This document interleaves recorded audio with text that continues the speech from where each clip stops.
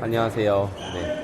안녕하세요. 여기 저희 어디에 와 있죠? 파리스. 프랑스 파리에 와 있습니다. 여기 물건 사러 오셨잖아요. 그리고 네. 저희랑 여기 프랑스에서도 합류하셔가지고 좀 이런저런 얘기도 많이 나눠보고 했는데, 파리 오기 전에 앞서서 저희가 일본에서도 한번 뵀었잖아요. 거기서 연수도 진행을 했었는데, 지금 그러면은 이 일을 시작하신 지가 대략적으로 어느 정도 되셨나요?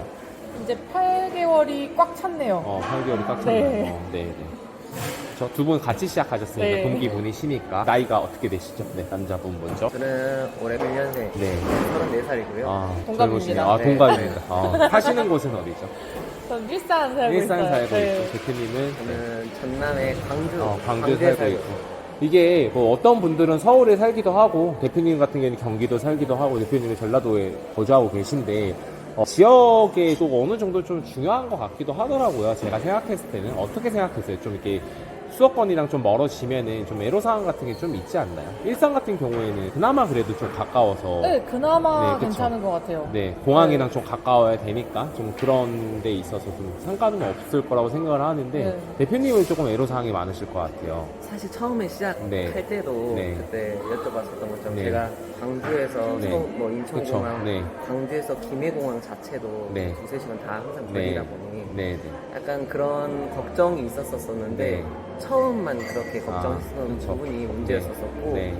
한 번 하고 나니까 네. 전혀 그런 거리는 그런 건 없고. 문제가 되지 않고 그쵸. 오로지 의지의 문제다 보면은 그렇죠. 이게 그냥 마음가짐이 좀 다른 것 같아요. 마음을 어떻게 먹느냐에 따라서 그 향후 발전에 영향을 미친다고 저는 생각을 하고 있고, 그래서 그때 저희가 1월쯤에 이제 일본에서 뵀었었는데, 그때 이후로 일본은 뭐 어느 지역이든 간에 상관없이 몇 번 정도 갔다 오셨나요? 저는 진짜 횟수로 많이 치면. 가긴 해서 네.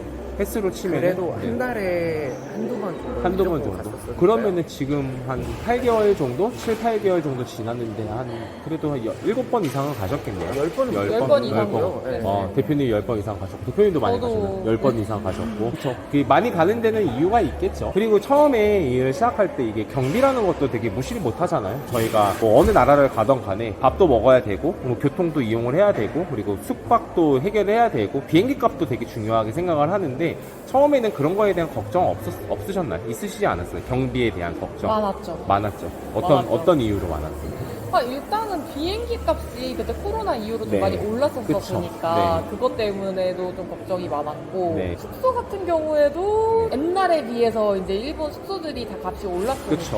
네. 그러니까 그것 때문에 좀 걱정이 많았죠. 근데 물론 이제 엔저라 가지고 네. 거기서 생활하는 비용은 그렇게 많이 들진 않았었지만 한국보다 좀 덜 썼었잖아요. 맞아요. 그쵸? 그런 분이 있었고, 대표님은. 당연히 경비 걱정이 맨 처음 그쵸. 제일 많이 들었었고요. 네. 아, 이거를 해서 경비를 뽑을 수 있을까? 이 맞아요. 걱정이 제일 네. 심했던 것 같아요. 맞아요. 근데 그 4박 5일 일정 정도면 한 100 정도로 경비를 생각을 하는데 네. 충분히 그쵸. 일단은 너무 네. 가볍게 이제 맞아요. 뽑을 수 있다 보니 맞아요. 네. 뭐 아까 말씀드렸던 것처럼 첫 번째 경험을 하고 난 이후에는 그런 네. 걱정은 그쵸. 아예 사라졌어요. 맞아요. 대표님이 걱정하셨던 것처럼 저희도 처음에 이 일을 시작할 때 이제 경비도 상당한 부분을 차지하다 보니까, 그리고 내가 가진 자본금 자체도 어느 정도 한정이 되어 있다 보니까, 이거를 내가 갔을 때 과연 경비를 뽑을 수 있을까, 이런 걱정들이 되게 많았었는데, 근데 결국에 지금 시점에 와서는 뭐 어느 나라든 간에 돈을 벌 수 있는 나라라면은 경비 걱정에 대한 부담은 완전히 사라졌다고 저는 사라졌을 거라고 생각을 하거든요.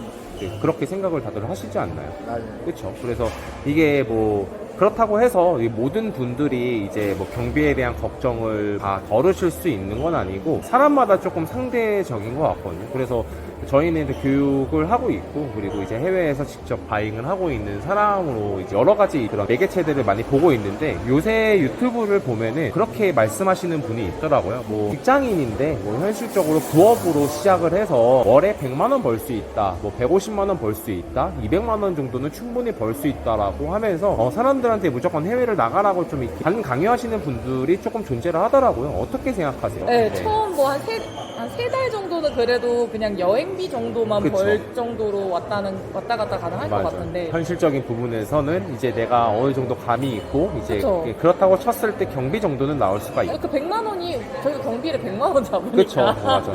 100만 원 벌 수 있냐 물어봤을 네. 때 그거 벌 수 있다. 네, 될 수 있는데 받쳐줘야 되는 거는 경험이 필요하다. 대표님은 어떻게 생각하세요? 어쨌든 해외라는 허들은 분명히 존재를 하고 네. 그거에 대해서 모르는 사람이 그냥 네. 초짜가 네. 가서 한다면 네, 100% 저는 네. 어려울 거라고 생각을 하고요. 네. 왜냐하면 브랜드 그리고 제품 네. 그리고 그에 따른 어떤 시장의 흐름 이런 맞아. 것들도 분명히 알아야 되는 부분이 있거든요. 네. 근데 그거를 그냥 대충 뭐 몇 마디 말로 듣고 네. 그냥 무작정을 한다고 한다면 알지 못하는 상황에서 그리고 개인적인 어떤 성향과 그런 거 시선으로만 네. 제품을 볼 텐데 네. 그러면 100% 저는 안 될 거라고 생각해요. 그리고 심지어 그걸 사업자 통관해온다라고 하면 더 힘들지 않을까요? 맞아요. 네. 네. 그냥 뭐 세금 안 내고 막 들어오라고 하는 소리로밖에 안 들려요. 그렇죠. 저도 네. 그렇게 생각을 해요. 그래서 이게 누구나 다 하고 싶어 하고 뭐 영상을 보면은 되게 좀 여유로워 보여지는 건 사실인데 현실은 그렇지 않잖아요. 되게 저희가 하는 일이 그냥 외국판 노동자, 외국에서 노동하는 외노자급으로 저희가 일을 하는데 이게 그 정도의 노력을 해야지만 이제 어느 정도 수익이 나는 구조인데 처음에 그냥 뜨내기식으로 시작을 하시는 분들은 현실적으로 저는 굉장히 어렵다고 보고 있고요. 저는 개인적으로 그런 얘기들을 왜 하는지는 이해를 할 수가 없다고 생각을 해요. 이게 같은 상품을 갖다 놓고 판매를 하더라도 어떤 사람은 높은 가격에 판매를 하고 또 어떤 사람은 원가에 판매를 하기도 하고 어떤 사람은 손해를 보면서 판매를 하기도 하거든요. 이런 부분은 그냥 인터넷에서 판매하는 사람들 조금만 찾아보면 답이 딱 나와요. 처음 시작하시는 분들이 잘 파시는 이제 뭐 빅셀러 그 분들이랑 어떻게 동등한 입장에서 판매를 할 수가 있겠어요. 분명히 저는 이 부분에서 문제가 생겨서 이제 그렇게 이익을 남길 수가 없다고 저는 생각을 하고 있고 혹여나 제가 이제 이 영상을 보시는 분들한테 해주고 싶은 말은 그런 말을 하시는 분들은 반은 맞고 반은 틀리다. 이제 그럼 걸러서 들으시는 게 좋을 것 같아요. 몇 번, 못해도 한 5번 이상 나가시는 분들한테는 가능한 부분일지 모를지언정, 이 일을 처음 시작하시고 처음 한두 번 나가시는 분들은 절대적으로 불가능하다고 저는 생각을 하고 있기 때문에 저는 조금 이게 쉬워 보이지만은 쉽지 않은 직업이라고 생각을 하셨으면 좋으실 것 같고, 그리고 저희가 이제 프랑스 파리를 와 있는데, 저 같은 경우에는 파리를 지금 한 18번 정도 온 것 같아요. 꽤 많이 왔죠. 그래서 뭐 에펠탑이 눈앞에 보이는데도 불구하고 뭐 가지 않는데도 이제 그냥 집 앞에 있는 그냥 마트 보는 수준으로 이제 보이거든요.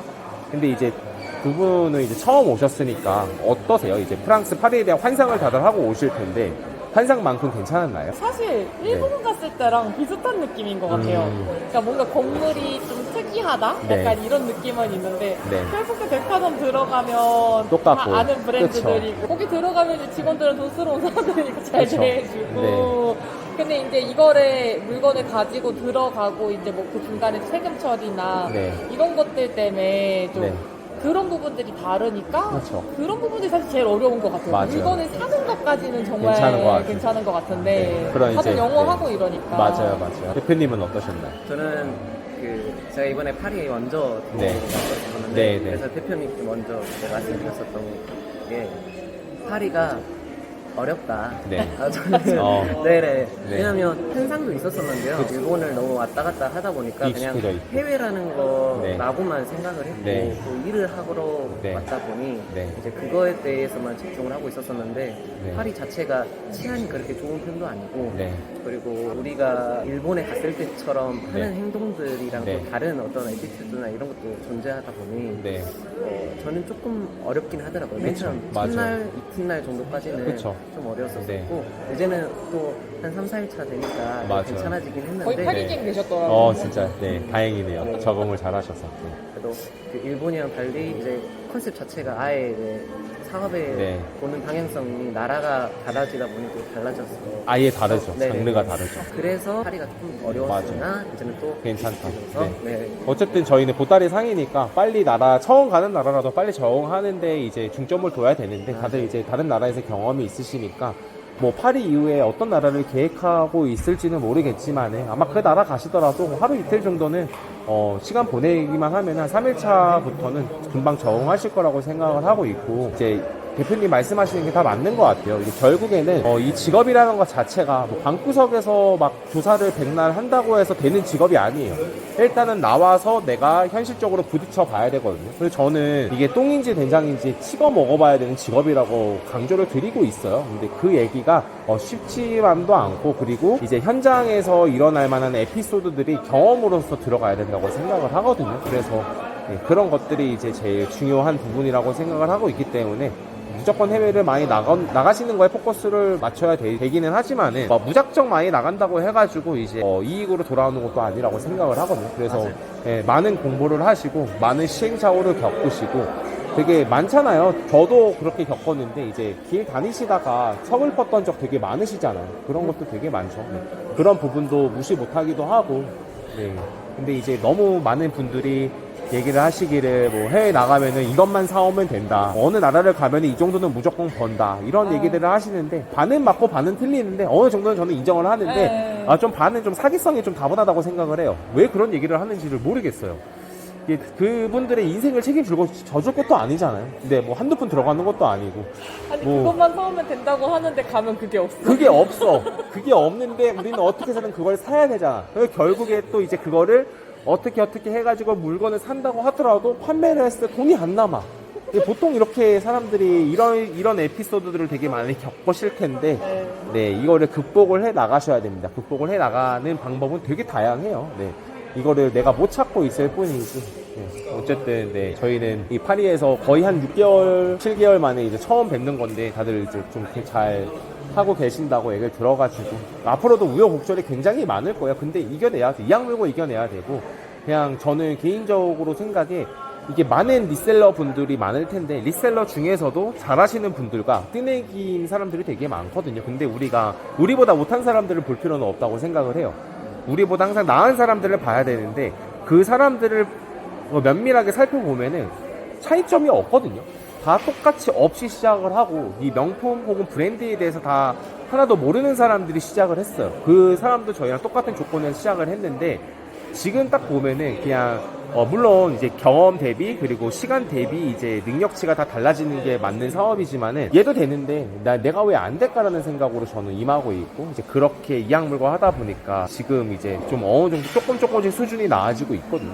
대표님들도 지금 그런 이제 초반 단계라고 저는 생각을 하고 있고, 하시는 거 얘기를 들어보면은 이제 저희가 밟았던 혹은 이제 잘 하시는 분들이 이제 밟았었던 그런 전처들을 밟는 단계라고 생각을 하고 있거든요. 꾸준하게 그냥 나도 할 수 있고 저 사람도 하는데 나라고 왜 못할까라는 생각으로 열심히 임하시다 보면은 앞으로는 더 좋은 성과가 있을 거라고 저는 생각을 하고 있고, 저희가 연수로서 이렇게 인연을 맺었지만은 저희는 이제 조금 이게 인연이 끝이라고 생각을 안 해요. 그렇기 때문에 다들 각자 위치한 곳에서 잘 하시고, 또 다니시다 보면은 저희가 다른 나라에서도 많이 뵐 거거든요. 뵙게 되면 또 거기서도 이제 일본에서 한번 뵀었잖아요. 맞아요. 했던 것처럼 기분 좋게 우리가 어떤 일을 하고 있는지에서 공유하는 것도 저희 다 4명한테 다 도움이 될 거고, 어쨌든 무궁무진하게 발전하시기를 바라겠습니다. 그리고 저희가 그리고 여기서도 알려드렸던 프랑스에서의 노하우, 그리고 이제 프랑스 외에 다른 유럽 국가들에 대해서의 노하우, 그리고 일본을 많이 다니셨는데 일본에서 내가 보지 못했던 부분에 대해서 이제 말씀드렸던 부분도 한 번씩 상기를 하시고, 그리고 항상 이제 이게 번아웃이라는 게 항상 올 텐데 그거를 잘 극복해 나가시기를 바라겠습니다. 최근에 한번 왔었어요.